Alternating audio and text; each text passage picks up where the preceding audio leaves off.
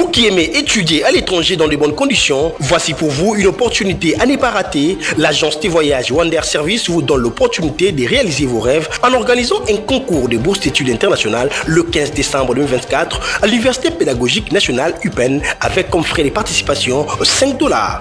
Yo mutolobaka na linata en États-Unis, Canada, Belgique, Italie, Libaku kitoko yangoyo eyelio. Ah oui, to bengi yango bourse d'études internationales avec bande konabiso ya Wander Service. Tolobi boye le 15 décembre tokuta na biso nyonso na kati ya université ya UPenn. Et si kawapi concours na biso et ko salama. Droit de participation babwa kimbongoti $5 ya bamba. Yaka tenter chance na yo, talisa chance gagner okende kotanga na international. Hâtez-vous car les places sont limitées. Nous avons des partenariats dans des universités de pays tels que la France, le Canada, la Tunisie, la Turquie, la Biélorussie, la Roumanie, l'Australie, Luxembourg et puis il y en a vraiment plusieurs pays. Voici nos points de vente pour les billets. L'Université pédagogique nationale UPenn, chez Colin iPhone, l'immeuble Empire sur 24 novembre, Kin Plaza du côté Sosimat ou bien sûr l'avenue Bouta, numéro 171, référence supermarché SN Mart sur rond-point Willery. Pour tout contact, appelez-nous sur 083 28 47 349 083 28 47 349. Wander Service, la voie de vos rêves. Wander Service, vous servir dans le professionnalisme, c'est notre devoir.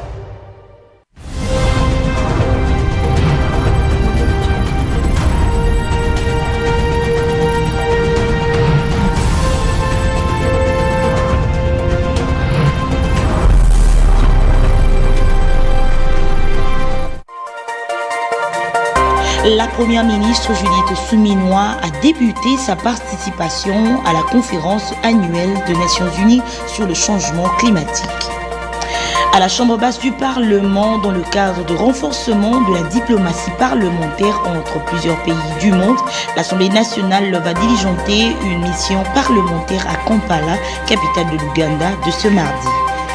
Et enfin, la société civile Force Vive de la République démocratique du Congo a clôturé le forum de la paix et de la sécurité et appelle l'Assemblée nationale à lever l'état de siège et à formuler d'autres recommandations au gouvernement. Voilà l'essentiel de titres.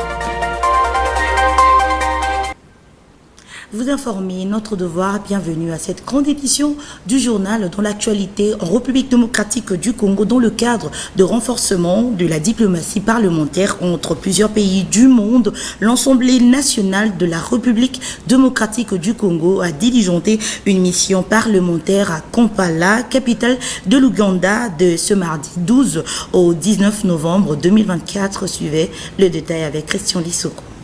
Dans le cadre du renforcement de la diplomatie parlementaire entreprise avec plusieurs pays du monde, l'Assemblée nationale de la République démocratique du Congo va diligenter une mission parlementaire à Kampala, en Ouganda, du 12 au 19 novembre 2024. Le président de l'Assemblée nationale, accompagné du rapporteur Jacques Joly, a donné ses orientations et fixé les termes de référence de cette mission au cours d'un échange le lundi 11 novembre 2024 avec les députés nationaux membres de cette délégation. C'est avec la bénédiction de la plénière qu'une délégation des 11 députés nationaux, conduite par l'honorable Lambert Mende Omalanga, se rendra à Kampala avec pour mission d'échanger avec les autorités parlementaires ougandaises et les groupes d'amitié RDC-Ouganda sur les renforcements de la diplomatie parlementaire constructive pour la paix entre les deux pays. Nous sommes venus rencontrer le président et les membres du bureau qui l'entouraient pour recevoir les termes de référence de cette mission, qui est une mission interparlementaire d'établissement d'une coordination bilatérale entre le Parlement de la République démocratique du Congo et le Parlement de l'Ouganda, pays voisin de la République démocratique du Congo, avec lequel nous lie une série d'accords, notamment la mutualisation des forces qui se déroule maintenant dans certaines provinces de l'Est contre les forces terroristes des ADF Nalu qui subissent quand même quelques échecs et nous voudrions comprendre comment améliorer cette collaboration, les intérêts du peuple ougandais. Il s'agit d'une mission qui vient en appui à la coopération bilatérale entre les exécutifs de ces deux pays, comme c'est fait actuellement avec plusieurs autres pays du monde. Cette initiative découle des échanges que le président de l'Assemblée nationale, le professeur Vital Kamerhe, a eu avec son homologue ougandaise, l'honorable Anita Among, à Accra, au Ghana, en marge de la deuxième Assemblée générale de la conférence des présidents des parlements africains. Les deux présidents des chambres se sont convenus de renforcer la coopération parlementaire entre les chambres de deux pays en appui à la coopération bilatérale traditionnelle entre leurs deux gouvernements. Dans le même registre, le rapporteur de la Chambre basse du Parlement, Jacques Njoli, a échangé avec les jeunes ambassadeurs de la Fédération pour la paix universelle. Question sur la paix et la sécurité dans la partie est de la République démocratique du Congo. Christian Lissouko, une fois de plus. Le rapporteur de l'Assemblée nationale, le professeur Jacques Njoli, a reçu en audience le lundi 11 novembre 2024 en son cabinet de travail la délégation des jeunes ambassadeurs pour la paix de la Fédération pour la paix universelle, conduite par le directeur de la sous-région de l'Afrique centrale, Jean-Pierre Kadima Mundadi, et Mike Samuel Makenda, directeur de la sous-région Afrique centrale de l'Institut d'histoire SUNAC. Soucieux du rétablissement de la paix en République démocratique du Congo, ces jeunes ambassadeurs viennent de suivre une formation à l'étranger sur les questions liées à la paix. Ils ont décidé de se mettre autour d'une table pour réfléchir sur le processus de restauration de la paix en République démocratique du Congo par l'organisation d'une conférence internationale qui se tiendra le 13 avril 2025 en Corée du Sud sous le thème « La paix et la stabilité en RDC ». Les conférences qu'on organise, il y a un public qui est ciblé. Vous voyez aujourd'hui que c'est les jeunes qui prennent la responsabilité. Quand les jeunes s'investissent dans cette question et que d'autres jeunes s'associent, c'est vrai, il y a des jeunes parlementaires, mais si vous voyez cette tranche d'âge et ce qu'ils présentent comme pétition, ce qu'ils présentent comme souci, je pense que ça va apporter un plus. C'est dans cette optique que ces jeunes ambassadeurs pour la paix sont venus solliciter auprès du rapporteur de l'Assemblée nationale, l'honorable Jacques Njoli, ses orientations ainsi que l'accompagnement de la Chambre basse du Parlement pour l'organisation de ces assises. Ils ont par la même occasion présenté au rapporteur une pétition destinée aux députés et sénateurs et dans laquelle ils demandent aux parlementaires d'initier une proposition de loi relative à la création d'une agence intergouvernementale pour la paix et la stabilité des nations, ainsi que la mise en place d'une ambassade pour la paix dans la sous-région de l'Afrique centrale. En bon père de famille, le professeur Jacques Njoli a encouragé leur initiative et a donné quelques conseils à ses hôtes. Il a par ailleurs brossé en quelques lignes la situation sécuritaire qui prévaut actuellement dans l'est de la RDC et ses conséquences néfastes sur la population congolaise. Dans un autre registre, la première ministre Judith Suminwa a débuté sa participation à la conférence annuelle des Nations Unies sur le changement climatique COP29. Commentaire de Julia Momba. Dans son discours inaugural ce mardi, le secrétaire général des Nations Unies, Antonio Guterres, a déclaré que les dirigeants réunis à Bakou pour le sommet de l'action climatique, COP29, doivent prendre part des mesures immédiates pour réduire les émissions, protéger les populations du chaos climatique et abattre le mur du financement climatique. Pour sa part, Judith Suminwa Tuluka a échangé avec les délégations congolaises qui prennent part à cet événement mondial. Dans son allocution, elle a appelé ses compatriotes à porter haut la voix de la RDC pour gagner les combats de la compensation financière équitable de crédit carbone. Judith Suminwa Tuluka a insisté sur le combat que mène la RDC pour sa rétribution équitable au regard de sa position de deuxième poumon climatique du monde. La question du changement climatique est une question clé aujourd'hui pour le devenir du monde, mais aussi pour le développement durable de notre pays. Mais au-delà de cela, nous sommes dans une position par rapport à notre potentiel tant en termes de biodiversité, au niveau des ressources hydrauliques, au niveau des ressources minérales stratégiques. Nous sommes dans une position de pouvoir changer le monde déjà pour nous-mêmes en tant que République démocratique du Congo. Et il est important que notre voix aujourd'hui puisse porter. Il y a d'un côté cette nécessité en tant que pays solution, en tant que poumon, un des pays faisant partie du poumon du monde, de pouvoir de manière équitable, pouvoir être récompensé par notre position, mais en même temps, nous avons tout intérêt, nous, de nous préparer par rapport à notre développement durable, par rapport à la transformation que l'on veut donner, notamment à la transition énergétique, et je pense que ça, c'est important. La première ministre était accompagnée d'Eve Bazaïba et Bestine Kazadi, respectivement ministre de l'Environnement et ministre délégué, près la ministre d'État, ministre des Affaires étrangères en charge de la coopération internationale et de la francophonie. La première ministre est déterminée à mener les combats pour le respect du prix des crédits carbone. Elle se bat pour inverser la tendance dans ces secteurs, tel que cela est repris au 6e pilier du programme d'action de son gouvernement. Pour rappel, la COP29 accueille des diplomates, des fonctionnaires de l'ONU, des journalistes, des climatologues, des dirigeants syndicaux, des experts politiques. Un nombre impressionnant de près de 67 personnes se sont inscrites pour assister à cet événement mondial.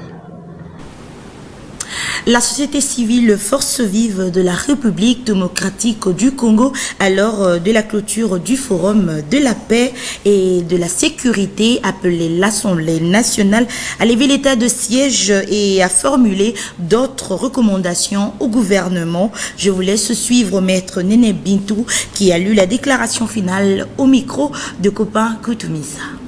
D'effectuer une mission de compassion dans les provinces de l'Est en proie à l'insécurité et parler aux troupes au front afin de remonter leur morale.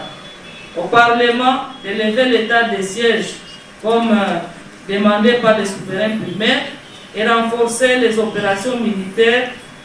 L'Assemblée nationale de lever l'état de siège et d'enjoindre à la CENI de réaménager son calendrier électoral en parachevant tous les scrutins restants organisés dans les ETD et ordonner l'audit de ses comptes pour les opérations déjà clôturées. Au gouvernement de la République de rendre obligatoire la mise en place du comité de suivi et d'évaluation pour tous les projets, pour tous les grands projets exécutés dans toute la République démocratique du Congo, d'assainir le climat des affaires pour encourager les investissements et résorber le chômage chez les jeunes, améliorer les conditions sociales des agents de l'État, notamment les enseignants qui traversent en ce moment une misère indescriptible à cause du maigre salaire qu'ils reçoivent. Apporter urgemment de l'aide humanitaire aux déplacés qui vivent dans des conditions infra-humaines, exiger aux entreprises minières et auteurs entrepreneurs de grands projets d'investissement ou d'exploitation des ressources naturelles le respect des normes environnementales et mettre en place un mécanisme d'atténuation des impacts environnementaux, ainsi de suite. En nos vaillants FARDC et vrai Ouassalène au front, de continuer à défendre l'intégrité territoriale malgré les conditions difficiles du moment. Toujours dans ce forum sur la paix et la sécurité, Monseigneur Donatien Chollet a appelé la société civile à accompagner le peuple dignement pour l'intérêt de la nation. Suivrez Monseigneur Chollet sur cet élément. Il m'a précédé en parlant, il a montré quand même dans quelle dynamique la société civile église catholique travaille pour la consolidation de la démocratie. Je commencerai par dire la motivation qui amène l'Église, les pasteurs à s'engager dans ces combats. C'est simplement le bien de leurs brebis qui constitue la population politiquement gérée par le gouvernement du pays. Les évêques ont déjà noté il y a quelques années que les différents systèmes, avant même Tshisekedi, les différents systèmes de gouvernance qui se sont succédés n'ont pas réussi à mettre l'homme congolais au centre de ses préoccupations. Comme conséquence, un pays scandaleusement riche, mais où les gens vivent scandaleusement pauvres. Alors, La contribution de la SENCO, qui devrait aussi être l'engagement de toute la société civile, c'est aider, accompagner le pays en aidant nos gouvernants à diriger le pays de façon à prendre en compte les aspirations du peuple congolais, que je peux synthétiser par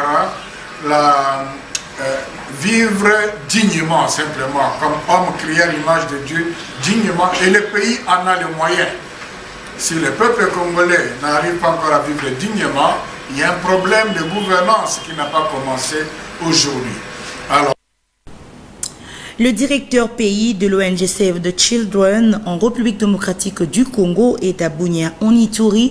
Il a été reçu en audience par les gouverneurs militaires, le lieutenant-général Luboya Kashama Johnny. L'objectif était notamment de présenter ses civilités et échanger avec l'autorité provinciale autour des questions liées aux interventions de cette organisation en Ituri.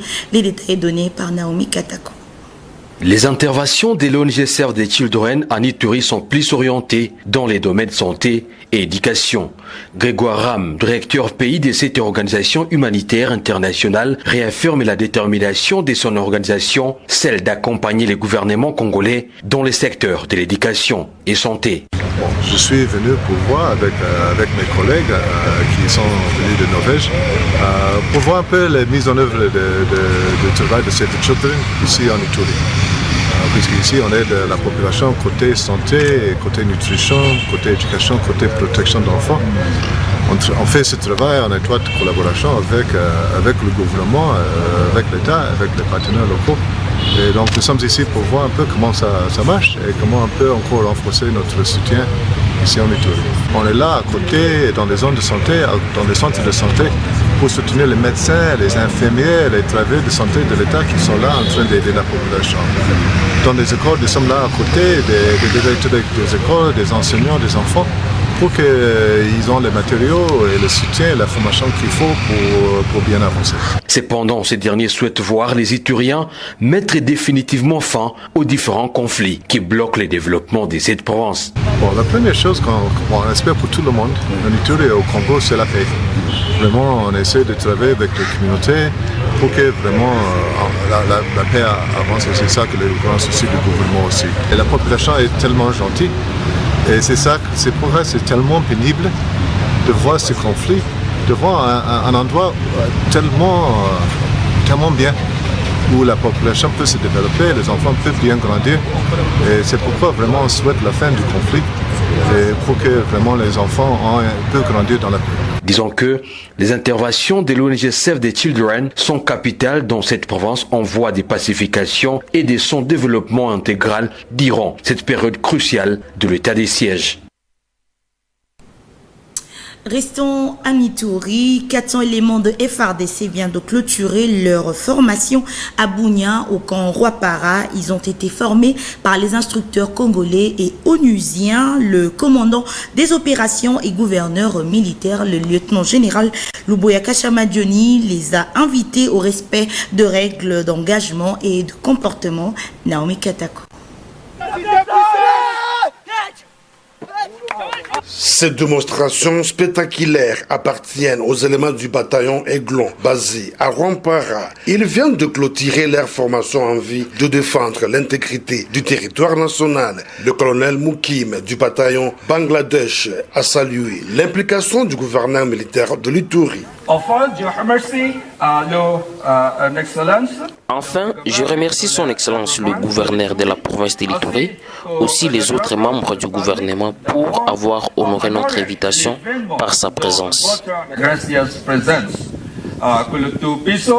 Le commandant des opérations et gouverneur militaire de l'Ituri, le lieutenant-général Bouyanka Chomadjoun, qui a présidé cette cérémonie, a salué la collaboration entre les deux forces. Je suis l'homme le plus heureux parce que cela montre que nous collaborons très bien avec la MONUSCO. Vous voyez le chef de bureau qui est là, le secteur commandant qui est là et le commandant ici qui était dédié, n'est-ce pas, à encadrer ces jeunes gens ici. Occasion pour le numéro 1 de la province de l'Ituri de demander aux groupes armés d'arrêter de faire souffrir leurs frères et sœurs. Ils tuent et violent. leur mère, leur sœur. Ils tuent leur père, leur frère.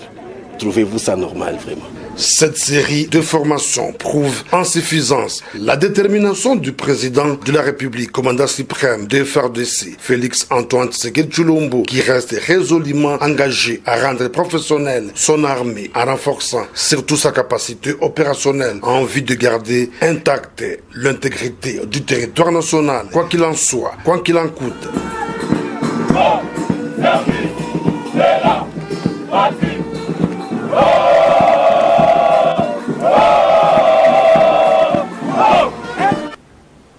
Avant de boucler cette édition du journal en société, les habitants du quartier Kémi, dans la commune de Limba, s'inquiètent concernant l'état de la route clinique qui dérange la circulation dans ce coin, et ces derniers lancent un SOS aux autorités. Quant à ces Roméo Jérimamba et suivez.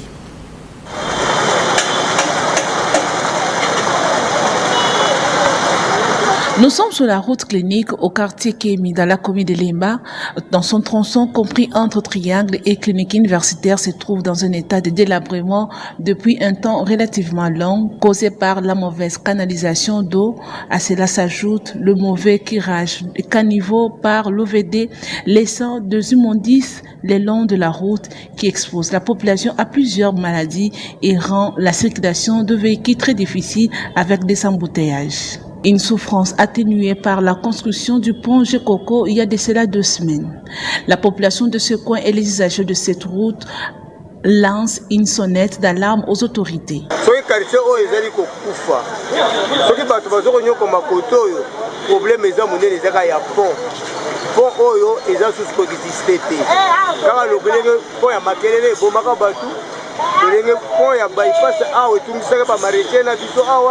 Tant que ba tomboli yango likolo yakati batu bapeni et to sengi ba kotombola poko likolo bon OVD aye tant bandi ko kire to pese merci za musali ya l'état mais bakanisa ke batu batikali koto bazali ko kufa kaka ko ba mai etondi na kati ya balupango soki bango ba ye no kite alors na bangulu ya novembre to bandi bakamwate pona pour les bibemene baleki yango na makambo esalamaki na lac la est bakonzi bakanisa biso ezali baimondiso etondi awa ezo yango ekale pont nzela mai ezali susu na nzela mai normale te mai ekomi na terase oyo tikokende koderange bato mituka ezofuta ezokufa na kati ya liziba wana esika mai esalami wana. Aux autorités de prendre en compte le desiderata de la population, d'en trouver une solution au plus vite. Bouclons cette édition du journal quelques jours seulement après son élection à la tête des États-Unis d'Amérique. Donald Trump fait de nominations dans quelques postes clés. Suivez. On le surnomme le tsar des frontières. Tom Homan fait son retour à la tête de l'agence responsable du contrôle des frontières et de l'immigration. À 62 ans, cet ancien officier de police est partisan d'une ligne dure en matière de migrants. Lors du premier mandat de Donald Trump, il avait arraché 4000 enfants à leurs parents avant de les placer en détention. Je connais Tom depuis longtemps et personne n'est mieux placé que lui pour assurer le maintien de l'ordre et le contrôle de nos frontières. De même, Tom Homan sera chargé de toutes les expulsions d'étrangers en situation irrégulière vers leur pays d'origine. Elle incarne l'avenir du Parti républicain. Elise Stefanik est nommée ambassadrice des États-Unis auprès des Nations Unies. En 2014, à l'âge de 30 ans, elle devient la plus jeune femme jamais élue au Congrès. D'abord très critique à l'égard de Donald Trump, elle devient l'un de ses soutiens les plus fervents. L'été dernier, elle passe tout près d'être choisie comme colistière. Le président Trump s'efforce d'apporter la réussite au peuple américain en revenant aux politiques efficaces qu'on a vues lors de son premier mandat. Sécuriser la frontière, libérer l'indépendance énergétique américaine et défendre les familles de travailleurs qui ont été écrasées par l'inflation sous Joe Biden. Autre nomination très stratégique, celle de Susie Wiles. À 67 ans, la directrice de campagne de Donald Trump deviendra sa chef de cabinet, une première pour une femme. Le président élu la surnomme Ice Baby, traduction bébé de glace pour son tempérament imperturbable. C'est par cet élément que nous mettons un terme à cette grande édition du journal. Mais avant de nous quitter, suivez les rappels de principaux titres. Au revoir. Vous avez suivi dans ce journal, la première ministre Judith Suminwa a débuté sa participation à la conférence annuelle des Nations Unies sur le changement climatique et dans le cadre de renforcement de la diplomatie parlementaire entre plusieurs pays du monde, l'Assemblée nationale a diligenté une mission parlementaire à Kampala, capitale de l'Ouganda. Et enfin, la société civile Force Vive a clôturé le forum de la paix et de la sécurité, appelle aussi l'Assemblée nationale à lever l'état de siège et à formuler d'autres recommandations au gouvernement.